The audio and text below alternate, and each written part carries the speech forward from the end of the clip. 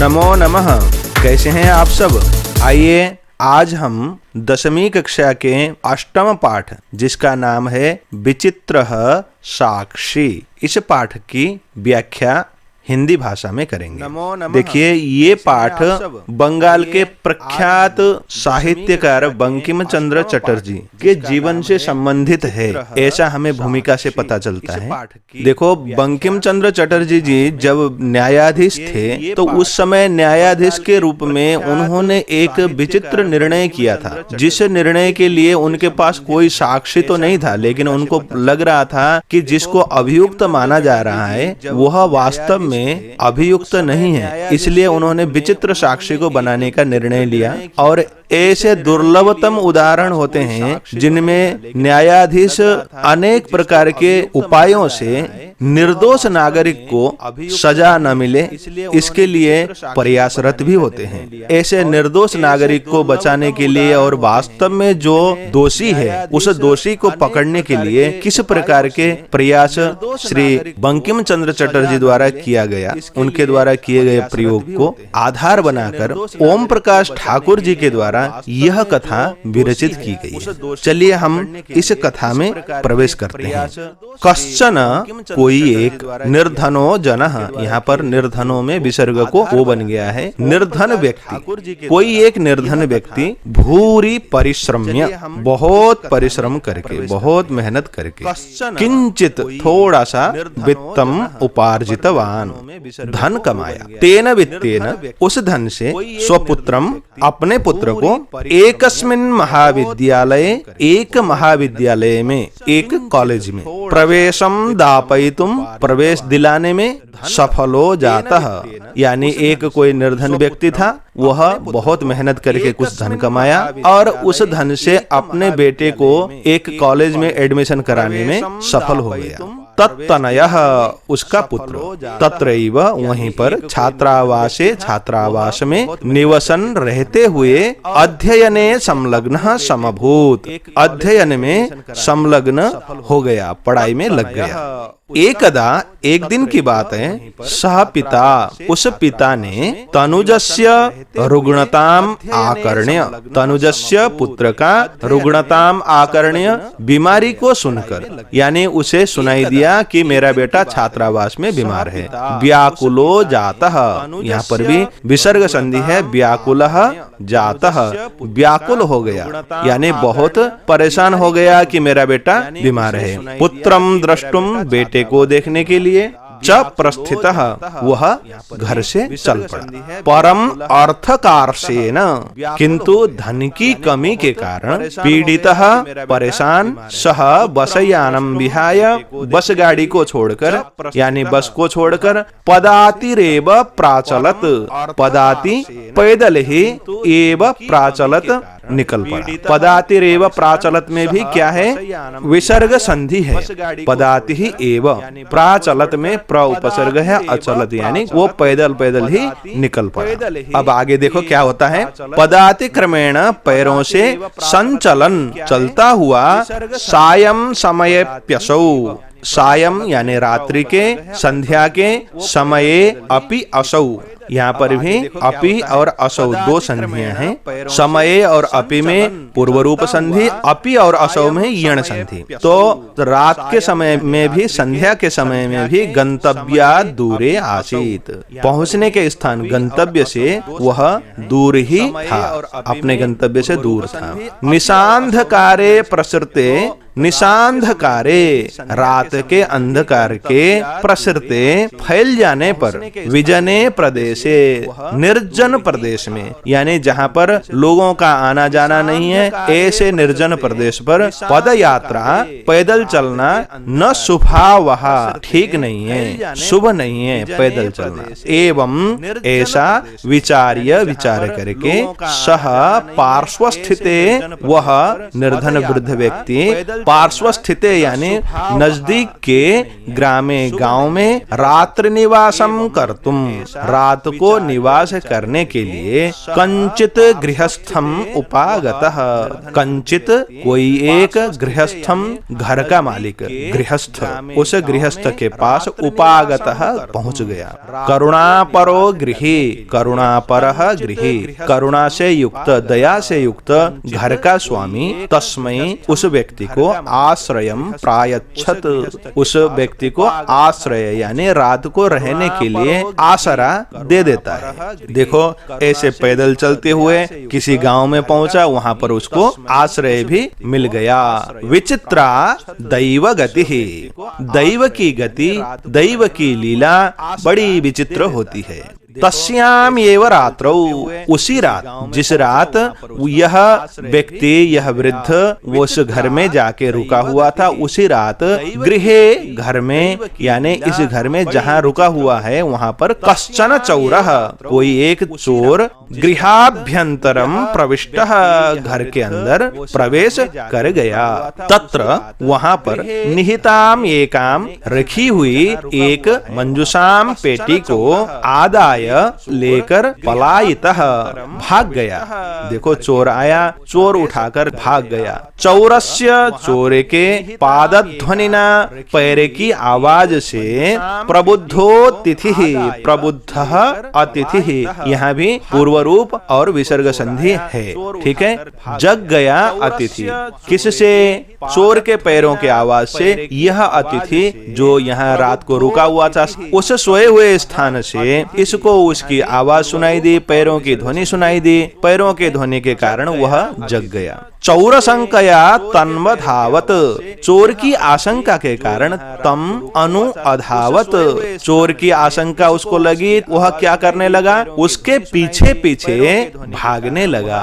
अग्रहणाच, और उसको पकड़ भी लिया। परम विचित्रम अघटत, फिर भी एक विचित्र घटना घट गई। चौरः एव उच्चैः क्रोशितुम आरभत, देखो हुआ क्या, ये अतिथि था। उस चोर ने जैसे ही देखा कि ये तो गांव का व्यक्ति है ही नहीं, क्योंकि वो गांव का ही व्यक्ति था, वो वहीं का उसी गांव का चौकीदार था, इसलिए उसने जो पकड़ने वाला व्यक्ति है ये तो घर का मालिक ये नहीं है, ये जानते ही उसने एक गेम खेल ली। अब बचने के लिए उसके पास बहुत महफूज जगह थी, वो तो गांव के सब लोगों को जानता है, इसको जानता नहीं था, ये तो कोई बाहर का है, इसी को चोर बनाया जाए, ऐसा मन में उसके आया।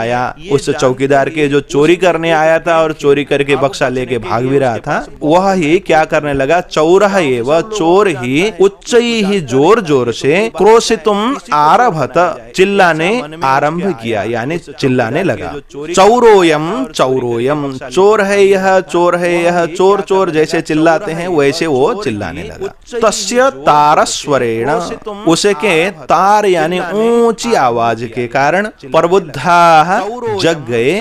ग्रामवासिनः, गांव के लोग सब जग गए। स्वगृहात् निष्क्रम्य, अपने अपने घर से निकलकर तत्र आगच्छन्, तत्र आगच्छन्, वहां पर पहुंच गए जहां पर ये आवाज आ रही थी, चोर चोर की आवाज सुनाई दे रही थी। वराकम अतिथिम एव, वराकम का मतलब होता है बेचारा, अतिथि को ही चौरम मत्वा, चोर मानकर अभर्त्सयन्, डांटना गाली देना ऐसा करने लगे सभी गांव के लोग। यद्यपि ग्रामस्य, यद्यपि गांव का ही आरक्षी यानी चौकीदार या गांव को रक्षा करने के लिए जो नियुक्त व्यक्ति है, एव चौरः आसीत, वह ही चोर था, यानी गांव को रक्षा के लिए जिसको रक्षक बनाया गया था वह ही भक्षक था, वह ही चोर था। तत्क्षणम एव, उसी समय राजपुरुषः, राजपुरुष कहते हैं पुलिस को, आज के जो पुलिस होते हैं उनको राजपुरुष कहते हैं। तम अतिथिम, उस अतिथि को चौरोयमिति प्रख्याप्य, यह चोर है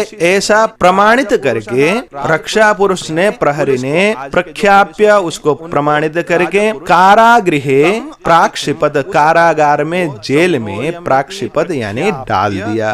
रात को ही ले जाकर निश्चय कर लिया गया और ये चोर है ऐसा मानकर उसको कारागार में डाल दिया गया। अग्रिमे दिने, दूसरे दिन सह आरक्षी, वह चौकीदार, चौर्याभियोगे, चोरी के अभियोग में, तम उसको यानी उस वृद्ध व्यक्ति को जो अतिथि के रूप में रात को रुका था, उसको न्यायालयम नीतवान, न्यायालय में लेके चला गया। न्यायाधीशो बंकिम चंद्र, न्यायाधीश बंकिम चंद्र ने उभाभ्याम, दोनों को यानी उस चोर को और चौकीदार को, देखो जिसने पकड़ा था वह है चौकीदार और जिसने चोरी की थी वो अतिथि, ऐसा बनाकर वहां पर पहुंचाया गया था। और दोनों से न्यायाधीश बंकिम चंद्र ने पृथक पृथक अलग अलग विवरणम श्रुतवान, घटना के विवरण को सुना। उसके बाद सर्वम वृत्तम अवगत्य, सारी घटना को जानकर सह तम निर्दोषम अमन्यत, सह यानी न्यायाधीश ने, तम यानी अतिथि को, निर्दोषम अमन्यत, उस वृद्ध व्यक्ति को, उस अतिथि को निर्दोष मान लिया। आरक्षणम यानी चौकीदार को, च दोष भाजनम, उसको दोष का भागी यानी चोर मान लिया। वो देखो न्यायाधीश विवेकवान व्यक्ति थे, उनकी परखने की कला, उनकी परखने की शक्ति अद्भुत थी। उन्होंने एक बार में समझ लिया कि चौकीदार ही चोर है, अतिथि निर्दोष है। और उसके बाद उन्होंने क्या किया, किंतु लेकिन प्रमाणाभावात, प्रमाण तो कुछ भी नहीं है, गांव के लोग और शहर के प्रहरी सब ये मानते हैं कि चोर कौन है, वो अतिथि है, वह वृद्ध है। तो ऐसी अवस्था में प्रमाण न होने के कारण स निर्णय तुम ना सकनोत, निर्णय देने में असमर्थ हो गए। ततोसौ ततः असौ, उसके बाद यह न्यायाधीश तौ उन दोनों को अग्रिमे दिने, दूसरे दिन उपस्थातुम, उपस्थित होने के लिए आदिष्टवान, आदेश दे दिया। अब कल आ जाना आप दोनों, कल फिर सुनवाई होगी, ऐसा कहकर उनको भेज दिया। अन्य द्यूह, दूसरे दिन, तौ वे दोनों न्यायालये स्वस्व पक्षम पुनः स्थापित बंतौ, न्यायालय में पहुंचकर स्वस्व पक्षम, अपने अपने पक्ष को, अपनी अपनी बातों को पुनः दोबारा से स्थापित बंतौ, रखा। दोनों ने, चौकीदार ने और उस वृद्ध अतिथि ने। तदैव उसी समय कश्चित, कोई एक, तत्रत्य वहीं का यानी न्यायालय का कर्मचारी, समागत्य आकर, निवेदयत, निवेदन किया, यत कि इतः यहाँ से क्रोशद्वयान्तराले, 2 कोश के अंतराल में यानी 2 कोश दूर, कश्चित जनः, कोई एक व्यक्ति, केनापि हतः, किसी के द्वारा मारा गया, तस्य, उसका, मृत शरीरम, मरा हुआ शरीर, राजमार्गम निकषा, राजमार्ग के पास में, वर्तते, पड़ा हुआ है। यानी किसी ने यहाँ से 2 कोस दूर में किसी व्यक्ति को मार दिया, वह लाश वहीं पर किनारे में पड़ी हुई है। ऐसी घटना की जानकारी न्यायाधीश को वहीं के कर्मचारी ने दे दिया। आदिश्यताम किम करणीयम इति, आप न्यायाधीश के रूप में आदेश करें, क्या करना चाहिए।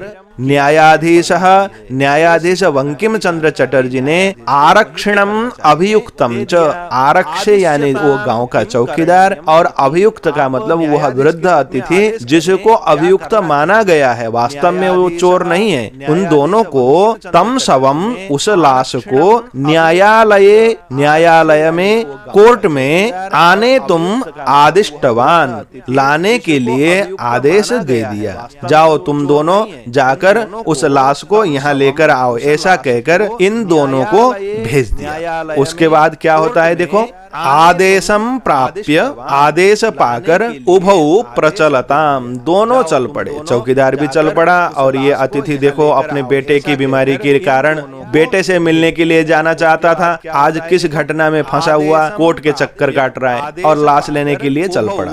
तत्रोपेत्य, तत्र उपेत्य, वहां पहुंचकर, यहाँ पर क्या है, अ और उ में ओ हो गया है, गुण संधि है। काष्ठपटले निहितम, काठ के तख्त में, लकड़ी के तख्त में, निहितम यानी रखे हुए, पटाच्छादितम, कपड़े से ढका हुआ, देहम, शरीर को, लाश को, स्कंधेन वहंतो, कंधे से यानी कंधे के ऊपर रखकर, न्यायाधिकरणम प्रति प्रस्थितौ, न्यायालय की ओर चल पड़े। आरक्षी सुपुष्ट देह आसीत, आरक्षी जो है चौकीदार कैसा था?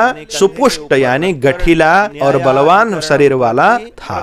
अभियुक्तश्च, अभियुक्त कैसा था? अतीव बहुत ज्यादा, कृशकायः कमजोर शरीर वाला था। भारवतः शवस्य, बहुत भारी लाश के, स्कंधेन वहनम, कंधे के द्वारा वहन करना, तत्कृते उस अतिथि के लिए दुष्करम आसिद, बहुत कठिन था, क्योंकि वो कमजोर था। लेकिन चौकीदार कैसा था? बहुत तगड़ा और गठिला शरीर वाला था, बलवान था। सह भार वेदनया क्रंदति स्म, वह अतिथि भार के वेदना के कारण क्रंदति यानी कहरा रहा था, चिल्ला रहा था। तस्य क्रंदनम निशम्य, उसके क्रंदन को, उसके कहराहट को सुनकर मुदितः आरक्षी, बहुत प्रसन्न हो गया वह चौकीदार। क्यों? क्योंकि उसको मजा आ रहा था। तम वाच, इसलिए उस अतिथि को बोला, रे दुष्ट, अरे दुष्ट, तस्मिन् दिने, उस दिन त्वयाहं चोरिताया मंजुषाया ग्रहणात् वारितः, उस दिन चोरी की हुई मंजुषा को ले जाने से तुमने मुझे रोक लिया। इदानीम, अब निज कृत्यस्य, अपने किए कर्म का फलम भुंक्ष्व, फल भोगो। यानी अगर तुम मुझे चोरी का माल ले जाने के लिए रोकते नहीं, टोकते नहीं, पकड़ते नहीं, तो आज तुम चोर होते नहीं, भोगो अपना फल। ऐसे डांटता हुआ चल पड़ा। अस्मिन् चौर्याभियोगे, इस चोरी के अभियोग में तुम क्या करोगे? वर्षत्रयस्य, 3 साल का कारादंडम, कारागार का दंड यानी कारावास रहने का दंड लक्ष्य से प्राप्त करोगे। इति प्रोच्य, ऐसा कहकर उच्चैहि अहसत, जोर से हंसा, मजा आ गया ऐसा कह के। अब तो 3 साल के लिए गए बेटा, ऐसा बोला और हंसा। यथा कथंचित, जैसे कैसे, उभौ, दोनों के दोनों, शवमानीय, लाश को लाकर, एकस्मिन् चत्वरे, एक चबूतरे में, देखो न्यायालय में पहुंच गए, कोर्ट के परिसर में एक चबूतरा था, उसमें स्थापितवन्तौ, रख दिया उस लाश को। अब चबूतरे में इन्होंने रख दिया।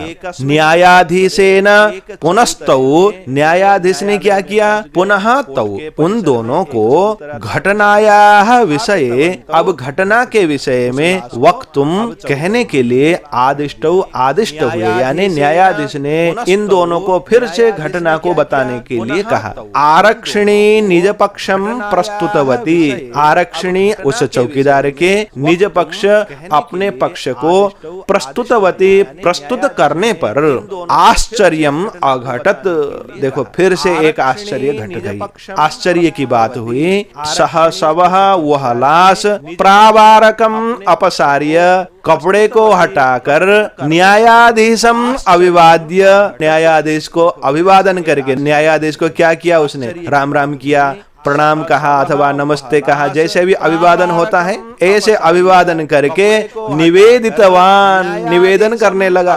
देखो अब तक लाश को उठा के लेके आ रहे थे, वो लाश खड़ा हो गया न्यायाधीश के सामने। मान्यवरः, मान्यवर, ये तेन आरक्षिणा, इस चौकीदार ने अध्वनि, रास्ते में, यद उक्तम, जो बोला, तद वर्णयामि, इस चौकीदार ने जो कहा मैं वो बोलना चाहता हूँ, ऐसा कहकर वो वाक्य बोला जो चौकीदार ने उस अतिथि को धमकाते हुए कहा था। देखो, त्वयाहं चोरितायाः मंजुषायाः ग्रहणाद् वारितः, तुमने मुझे चोरे हुए उस पेटी को ले जाने से रोका, अतः इसलिए निज कृत्यस्य, अपने कर्म का, फलम भुंक्ष्व, फल भोग करो।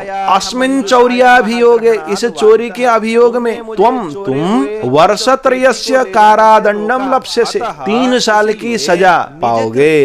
इति, ऐसा बोला था। देखो इन्वर्टेड कमा के अंदर जो बात है वो सारा का सारा वैसे कोटेशन को लाकर यहाँ पर बताया, यानी जैसा उसने बोला था वैसी बात पूरी न्यायाधीश के सामने उस लाश ने रख दी।